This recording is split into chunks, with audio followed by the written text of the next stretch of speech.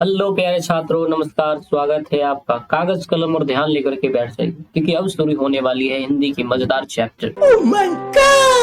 हम मैथ के साथ साथ हिंदी को भी आसान बनाते हैं, और जो बच्चे कम समय में ज्यादा तैयारी करना पाते हैं, जो समय करना चाहते हैं, उनके लिए मैं एक सीरीज लेकर के आता हूं। मैं 1 से 12 तक वो चैप्टर खत्म कर दिया है, लेकिन अब 1 से लेकर दूसरे चैप्टर में हम प्रवेश किए। हर चैप्टर के ऊपर इंडिविजुअल प्रश्न आपको पूछे जाएंगे, और वहां से हम एक एक प्रश्न को आपको सिखाने का कार्य करेंगे। आइए वीडियो को स्टार्ट करते हैं, माखन बनाते हैं बहुत प्यार से। अभी मजा आएगा ना भिड़ो। प्रेम ऐनी श्री राधिका, इसका क्या नाम है इस चैप्टर का? प्रेम ऐनी श्री राधिका। अगर इसके कवि का नाम आपसे पूछा जाए तो इनके कवि हैं रसखान। बेहद बहुत प्यारा ये हमें लगता है। ये रसखान वाली बात जो है आगे आप समझेंगे किस तरह से पूरी अच्छा लगती है। 5 से 10 मिनट देखिए आप। इनका जन्म 16वीं शताब्दी में माना जाता है।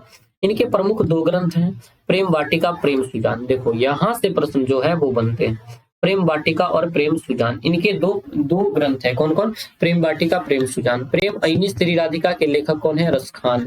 रसखान सवैया छंद के सिद्ध कवि थे।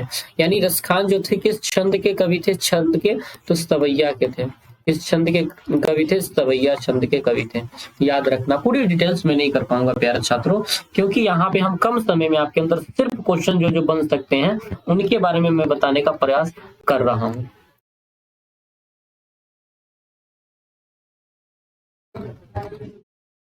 देखिए ये थोड़ा सा, अब देखिए, रसखान ब्रज भाषा के प्रमुख कवि थे। रसखान पूछा जाए किस भाषा के कवि थे, तो आपको बताना है प्यारे छात्रों कि रसखान जो थे हमारे वो ब्रज भाषा के कवि थे। रसखान किस भाषा के कवि थे?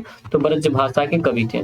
अगला है, उसके बाद कह रहा है, इसे गुरु स्वामी विठल दास ने श्री मार्ग की दीक्षा दी थी। रसखान कृष्ण भक्त थे। हाँ, कृष्ण भक्त कौन थे? रसखान थे। ये मुसलमान होने के बावजूद भी किस प्रकार से कृष्ण की भक्ति में लिप्त थे, इसमें दिखाया गया। कवि ने माली और मालिन किसे कहा है और क्यों कहा है? देखिए, कवि रसखान ने कृष्ण राधा को माली और मालिन कहा है, क्योंकि कवि के अनुसार जिस प्रकार पुष्प वाटिका में माली और मालिन का कार्य पुष्प की देखभाल करना होता है, ठीक उसी प्रकार प्रेम वाटिका में कृष्ण और राधा का कार्य होता है इसे देखभाल करने का। किसका कार्य होता है? कृष्ण और राधा का काम होता है इसे देखभाल करने का। तो इस प्रकार से आप इसे समझ सकते हैं। कवि रसखान ने कृष्ण और राधा को माली मालिन कहा है, माली और मालिन कहा है, क्योंकि कवि के अनुसार जिस प्रकार पुष्प वाटिका में माली मालिन का कार्य पुष्प की देखभाल करना होता है, ठीक उसी प्रकार से प्रेम वाटिका में कृष्ण राधा करते हैं।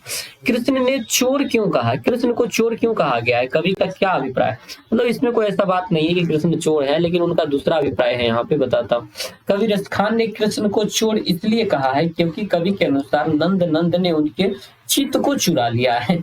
यानी कवि कहते हैं कि ये रसखान जो है ना, रसखान ये कहते हैं कि कृष्ण चोर है। कृष्ण क्या है? चोर है। कृष्ण चोर है, ठीक है। क्यों चोर है? क्योंकि उसने मेरे मन को चुरा लिया है। मन हमेशा करता है कि मैं कृष्ण को देखता रहूं, और एक मुसलमान जो कृष्ण से इतना प्यार करते हैं, ये आपको यहाँ पे भाईचारा दिख जाएगा कि किस तरह से लोग अपने आप को, किस तरह से लोग दूसरे को कॉम्प्लीमेंट देते हैं, और ये जीवन उसके बाद कितना सुखद बन जाता है। इस चैप्टर में हम साथियों यही तक डिस्कस करेंगे, और इस चैप्टर के बाद हम जो डिस्कस करने वाले हैं, ये बहुत छोटा सा चैप्टर था, प्रेम ऐनी श्री राधिका। उसके बाद हम जो चैप्टर डिस्कस करेंगे, अति शुद्धो स्नेह कुमारक हैं, लेकिन छोटा चैप्टर था, इसी को यहाँ पे खत्म करते हैं। अगली चैप्टर का अलग से मजा लेंगे, लेकिन फिलहाल अभी के लिए मैं इतना ही शुभकामना दूंगा। थैंक